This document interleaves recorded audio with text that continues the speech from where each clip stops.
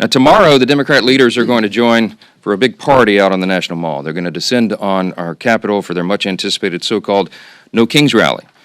We refer to it by its more accurate description, the Hate America rally, okay? And I'm not sure how anybody can refute that. If you think about what's going to happen here tomorrow, you're going to bring together the Marxists, the socialists, the Antifa advocates, the anarchists, and the pro-Hamas wing of the far-left Democrat Party. That is the modern Democratic Party. That's where they've gone.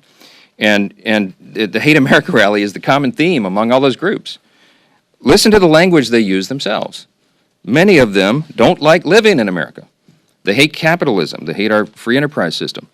They hate our principles. They hate the ideas that we come in to work every day to fight for, to preserve, in the greatest nation in the history of the world. They hate the idea of individual freedom and limited government.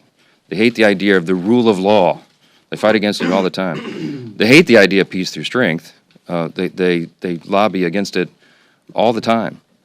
Individual freedom, limited government, the rule of law, peace through strength, fiscal responsibility, free markets, human dignity, the things that lead to human flourishing, the things that made us the greatest nation in the history of the world. They're opposed to law enforcement. They're opposed to military. And their votes show it over and over.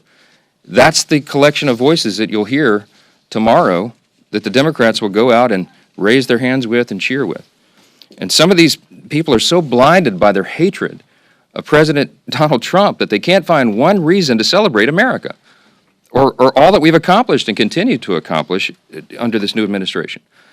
Now, obviously, every American has every right to exercise their First Amendment freedoms. I'm personally a big advocate of that. I spent the first 20 years of my legal career in the federal courts before I came to Congress defending the right to free speech. They have the right to do it. Republicans, by the way, are the party that fights to maximize your liberty. And we believe, just as our founders did, that every American has been endowed by God himself with unalienable rights, and that includes the rights to life and liberty and the pursuit of happiness. But tomorrow, this rally is not about freedom. It's about the opposite.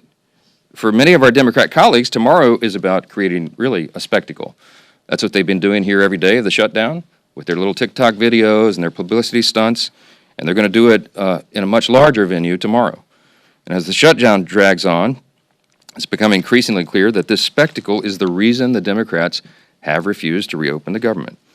Just read a sample of the materials that this organizing group has circulated far and wide about the event tomorrow. They distributed talking points cheering on the shutdown.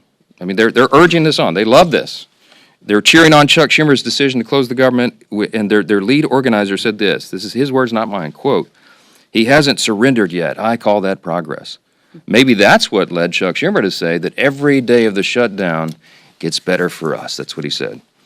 Since then, Democrats have had their 7th, 8th, 9th, 10th, 11th opportunities to reopen the government, and they have obeyed the mob.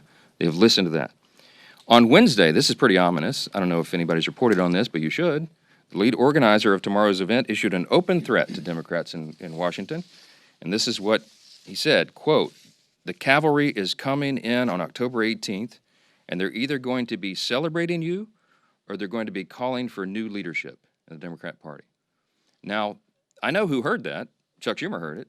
Hakeem Jeffries heard it. And their actions and their votes show that they are taking that as an order.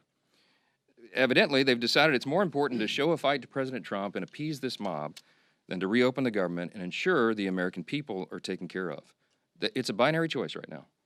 And to the surprise of literally no one, Chuck Schumer confirmed yesterday that he'll attend tomorrow's rally. Of course he will. He gave an impassioned speech on the Senate floor. He urged his colleagues to stand with him and fight against President Trump.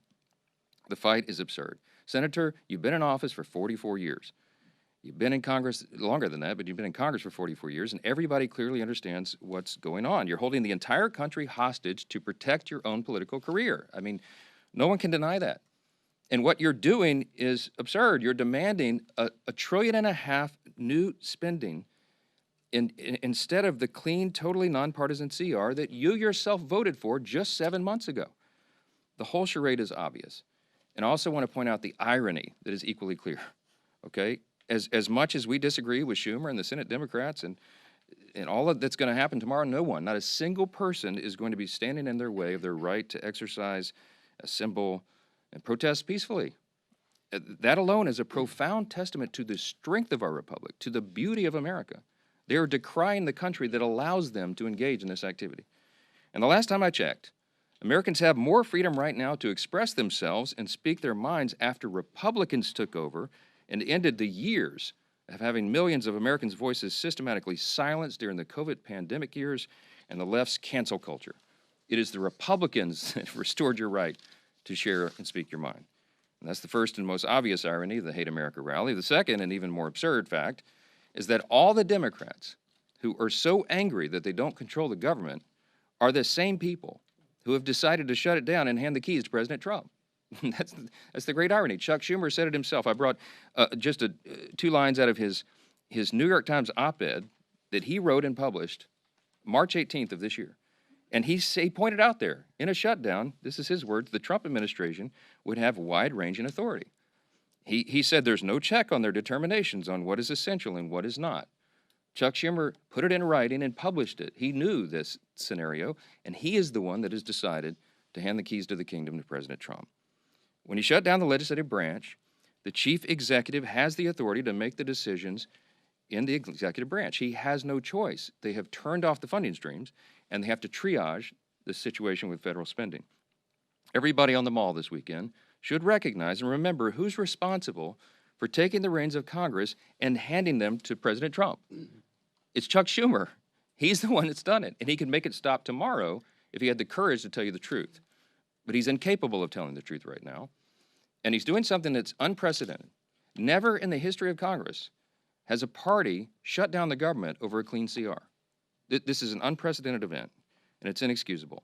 And it's Chuck Schumer who's making the decision to keep the government closed. And until the mob and Bernie and AOC and the rest of the socialists give him permission to reopen the government, we're afraid that Americans are going to continue to suffer at the hands of Democrats' political games. I doubt Americans will hear that on the protest stage tomorrow, but that is the truth.